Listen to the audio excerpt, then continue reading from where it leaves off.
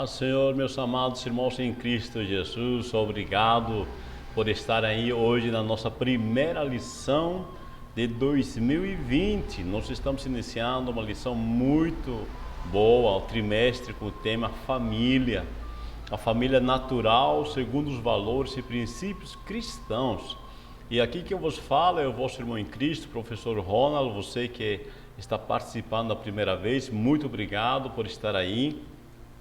Inscreva-se no nosso canal e assim você receberá as notificações todas as vezes que for lançado as lições. Nosso objetivo é discipular e transformar vidas.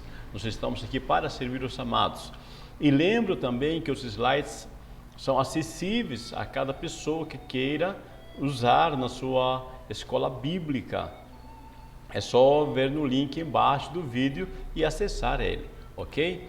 Hoje, na nossa lição número 1, é a família, um projeto elaborado por Deus. No nosso textuário está escrito em Gênesis 2:18, que nos diz: E disse o Senhor Deus, não é bom que o homem esteja só. Far-lhe-ei uma adjutora que esteja como diante dele. Gênesis 2:18. E a nossa verdade aplicada nos diz: a família é uma instituição divina, como parte do projeto da criação e estabelecida antes do pecado da humanidade. Então, a família já foi estabelecida antes do pecado. Então, todos os propósitos, os projetos de Deus com a família, elas remetem antes do pecado. Nós temos 3 objetivos nesta lição, que é primeiro ensinar acerca do propósito do matrimônio, segundo mostrar a importância da família à luz da criação e terceiro apresentar o modelo de Deus para o casal. Nosso texto de referências tem Gênesis 2, versículos 21 ao 25, por favor, você lê aí em casa, ok? Vamos lá para a introdução. A introdução, nesta matéria, nós vamos pontuar aspectos revelados nas Escrituras sobre a família, ok? E também vamos ver sua origem, propósito e padrões definidos para esta família. Então, vamos desenvolver nesse aspecto. Vamos lá, a origem do matrimônio, né? Vamos ver sobre o primeiro casal, depois a família e sua influência na sociedade e em seguida uma definição da família. A origem do matrimônio. Veja, quando pensamos de origem de matrimônio, nós vamos pensar, ir até o tempo da criação. A primeira instituição criada, após a criação de Deus, quando Deus cria os céus, terra, animais, plantas, a primeira instituição que ele cria é a família. Lá no Jardim do Éden, o próprio Deus, ele vai fazer o primeiro matrimônio, então lá no Éden. E o primeiro casal é formado por um homem e uma mulher. Esta é a origem do matrimônio. Quando falamos do primeiro casal, vamos ver que a família tem origem através da união entre Adão e Eva. O texto bíblico é muito bonito, muito lindo, quando nos relata, quando Deus disse, não é bom que o homem esteja só. Deus havia criado o homem, ele concedido tarefas de dar nomes, aos animais, como alguém que tem autoridade, Deus coloca o homem no jardim, lhe dá autoridade. Quem tem autoridade somente pode colocar nomes, e ele, como autoridade, como recebendo a autoridade delegada, começa a colocar nomes aos animais. Ou seja, o homem está lá em uma função, uma tarefa, e Deus disse, não é bom que o homem esteja só. Bom, vamos ver também que eles foram criados para reproduzirem-se conforme sua imagem e semelhança, ou seja, conforme a imagem de Deus. Adão e Eva, eles têm a imagem e semelhança de Deus, e essa imagem e semelhança de Deus será passada para toda a geração da humanidade. Isso é o primeiro casal. Quando falamos em família e sua influência na sociedade, nós vamos pensar em que a família é o elemento natural, universal e fundamental da sociedade. Naturalmente, em qualquer lugar onde houver uma família, nós já temos uma sociedade. E através desta família se forma, né, todas as sociedades. Então é na família que tudo começa. Tudo, em todos os aspectos. É o primeiro meio social que influencia seu comportamento. Tá? Então, querendo ou não querendo, tá? Os que moram dentro da família acabam sendo influenciados pelos comportamentos dessa sociedade que vivem. Não estamos dizendo que eles sejam os únicos fatores determinantes do comportamento da pessoa, mas os primeiros fatores de influência comportamental são tidos dentro da família. Uma definição da família: a família é mais que uma instituição, organização ou sociedade. Ela é resultado do plano de Deus. É muito importante entender isto.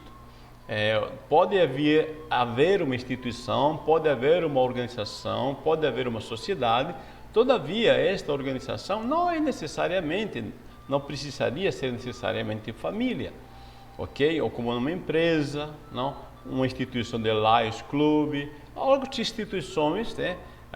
Mesmo uma igreja, né? Onde são organizações, sociedades, tá? Mas que não têm o cunho família, né? Não é ligado especificamente à família, mesmo que haja boas amizades, mas não é família. Deus revelou propósitos, orientações e atribuições nas Escrituras Sagradas.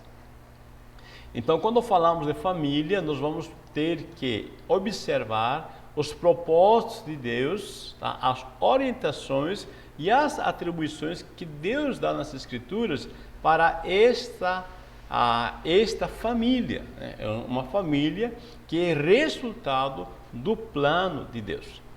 E também é uma amostra do que será o reino de Deus.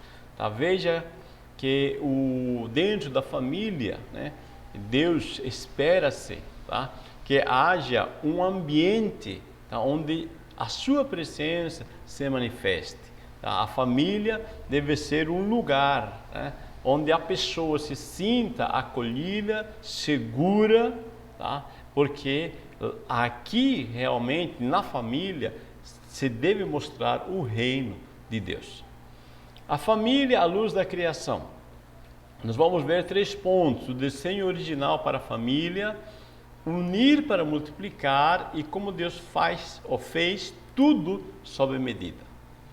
Primeiro, vemos que Deus criou a família com propósitos e a fundamentou com princípios.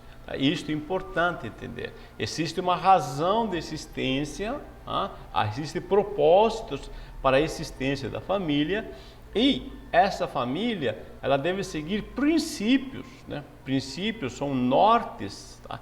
O norte que Deus coloca na palavra de Deus. E é tão importante a organização família que a família ilustra o relacionamento entre Cristo e a igreja. Paulo disse que assim como o homem e mulher se tornam uma só carne, então assim também entre Cristo e a igreja são um só espírito. Então há uma ilustração do relacionamento entre Cristo e a igreja pela família, e até mesmo pelo modo como nos relacionamos com Deus, chamando-o de Pai. Jesus disse: quando vocês orarem, vão dizer Pai Nosso. Veja, o texto de Gênesis 2:20 diz assim: para o homem, todavia, não se achava uma auxiliadora que lhe fosse idônea. interessante, não se achava, ou seja, parece que se procurou, né? Parece que Adão, né? Ele procura alguém, né, que ele auxilie, que esteja à altura dele. E Deus faz, né? Como não se achava, tá? Deus faz uma varoa. É interessante a palavra varoa ou mulher, né? Do termo hebraico. No hebraico, varão ou homem é ish. E a mulher, né, no hebraico é ishar. Tá? Ou seja, o homem, né, é o ish, a mulher o ishar. Ou seja, por isso disse Adão, ela foi tirada do homem, então o nome dela será varoa, né?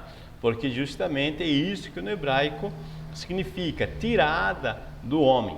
Você lembra que quando Deus coloca o nome Adão, né, ou Adam no hebraico, é tirado, né, da terra. E Deus lhe dá autoridade ao homem para dar nome à sua mulher, e o homem usa a mesma metodologia que Deus usa. Ele disse, então, já que eu sou tirado da terra, a mulher é tirada do varão, então o nome dela é varoa, tá? Ou mulher, ok? Então são criados para se relacionarem com Deus e o representarem. Então, esta família que está sendo iniciada, está sendo criada com esse propósito, ok? Para se relacionarem com Deus e o representarem. Então a família deve criar um ambiente onde Deus se manifesta. E outra palavra interessante, quando diz que não se achava uma auxiliadora que lhe fosse idônea, eu quero pensar nas palavras auxiliadora e idônea. Veja, a palavra auxiliadora do hebraico ezer, que é assistente, aliado, é também um termo aplicado a Deus. Veja que no Salmo 70, versículo 5, tá? Deus é aquele que auxilia. Em 1 Samuel 7, 12, Deus é chamado, né, é aquele que auxiliou o homem. Até aqui nos auxiliou o Senhor. Então, a palavra auxiliadora, tá, não diminui em nada a mulher, tá? Porque se diminuísse, assim também Deus seria diminuído, quando diz que Deus é o nosso auxiliar, o nosso aliado.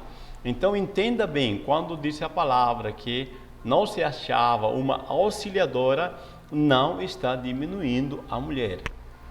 Antes está colocando ela, né, a colocando como uma aliada, uma assistente, tá, no seu trabalho que Deus lhe determinou. E a palavra idônea, do hebraico negeret, é como seu oposto, ou à vista, diante dele. Você lembra que Adão deu nome aos animais, né, e os organiza, né? Adão organiza todas as criaturas par a par, tá? Agora ele tem também sua parceira. Deus fez alguém, né, da mesma espécie dele, que coloca também par a par com ele, tá? Frente a frente, diante dele. Isso é uma auxiliadora idônea, que está adiante dele, tá? Que está diante dele, aliás, tá? Frente a frente, à sua vista. Está pronta esta pessoa para auxiliar, está diante dele, pronta para auxiliar ele naquilo que Deus lhe outorgou para fazer, né? Adão e Eva têm uma tarefa, já que vamos ver.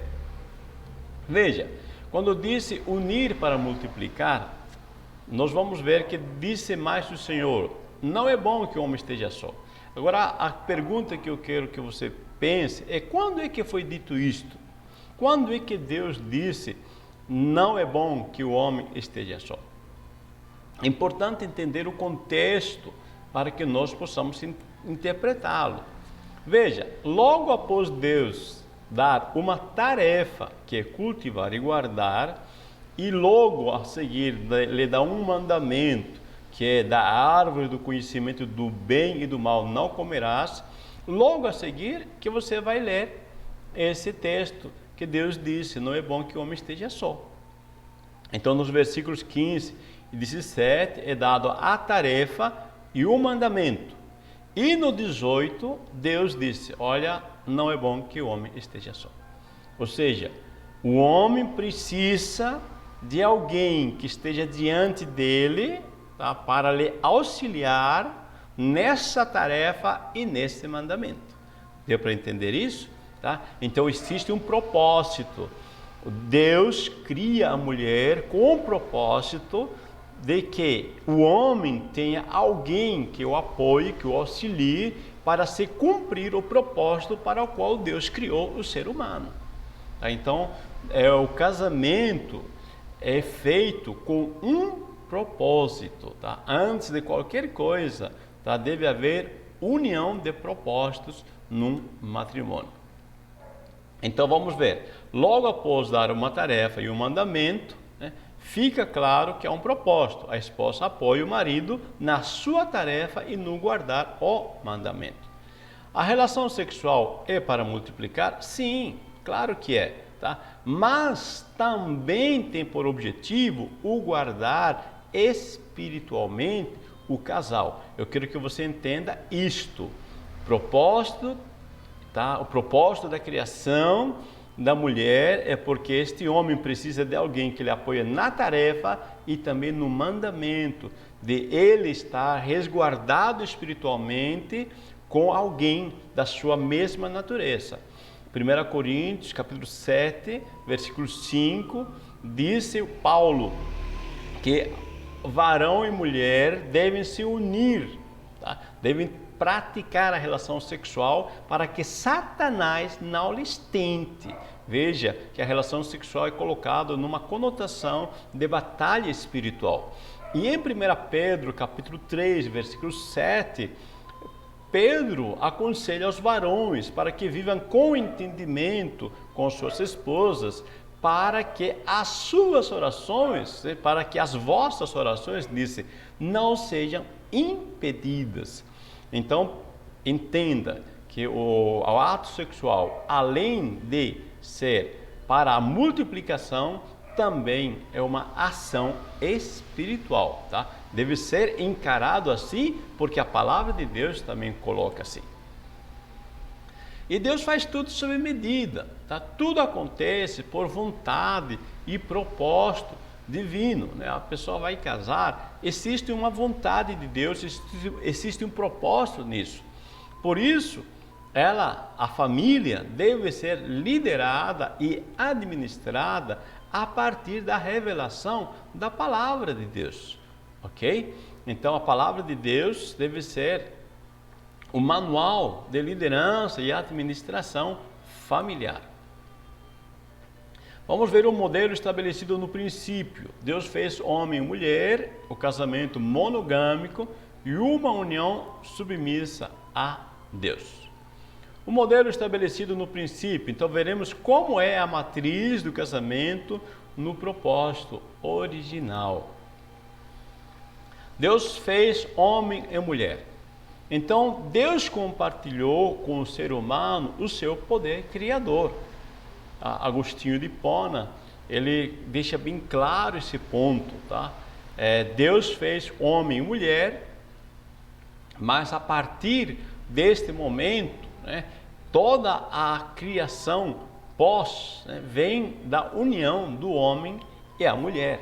Os órgãos genitais foram idealizados, entre outras finalidades, para a criação, tá? Não só para prazer sexual, mas para a procriação. Tá? Então, por isso, tá? Deus criou, né, seres da mesma essência que se complementam, tá? Física, biologicamente, para um objetivo da procriação. O casamento monogâmico. A matriz do casamento em Gênesis apresenta o aspecto monogâmico, ou seja, no grego monos é único, gamia vem do grego gamo, mas ia, que é casamento, ou seja, casamento único, tá?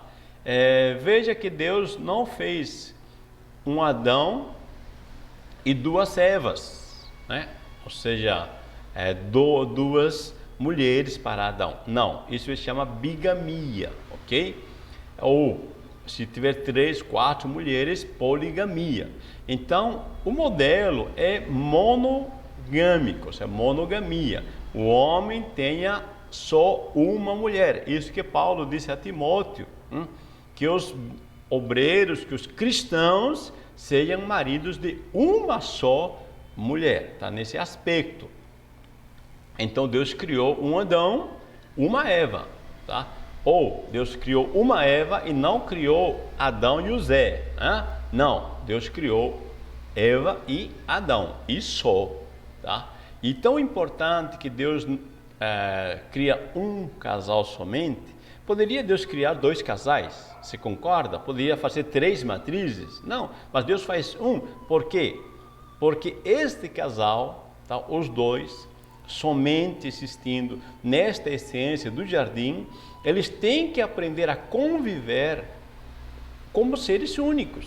Tá? Eles não têm comparações com quem fazer, eles são os únicos com propósitos únicos. E também entenda assim, tá? Você também, tá, como casal, foi criado de forma única com propósito único. Por isso o casamento deve ser monogâmico, nada de comparações para que haja um casamento bem sucedido. Uma união submissa a Deus. A terceira característica da matriz é a submissão a Deus, visando um contínuo relacionamento com Deus. A felicidade do homem está no fato de viver por Deus e para Deus. Devemos manifestar a presença do Pai no lar. Então, isso é importantíssimo.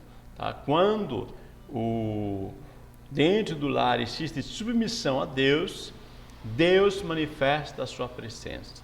Tá? E o objetivo deve ser isto, que os pais manifestem a presença de Deus, né? Eles devem ser o reflexo do que é Deus Pai para seus filhos aqui na terra. Eles devem refletir isso para seus filhos, em particular na família. Bom, concluindo, o ideal do matrimônio é que seja indissolúvel. E tudo o que precisamos para isso está registrado nas Escrituras. Tá? Durante todo esse trimestre nós vamos falar, tá, sobre o tema. Então, muita coisa que vai ser tratado. Tá? Então, não perca. Então, nós estamos dando na lição número 1 noções gerais, mas é importante que você tenha esses ideais, esses princípios, tá, que nós estaremos tratando durante o trimestre. Concluindo, ensinamos acerca do propósito do matrimônio, mostramos a importância da família à luz da criação e apresentamos o modelo de Deus para o casal. Meus amados irmãos, irmãs, amigos, amigas, muito obrigado por estar participando da primeira aula. Inscreva-se no nosso canal, deixe seu like, sua curtida, né? Likes, né? É em inglês, né? A curtida, tá? Dá sua curtida aí e compartilhe com pessoas para que sejam edificados. Deus vos abençoe. Uma boa escola dominical para vocês.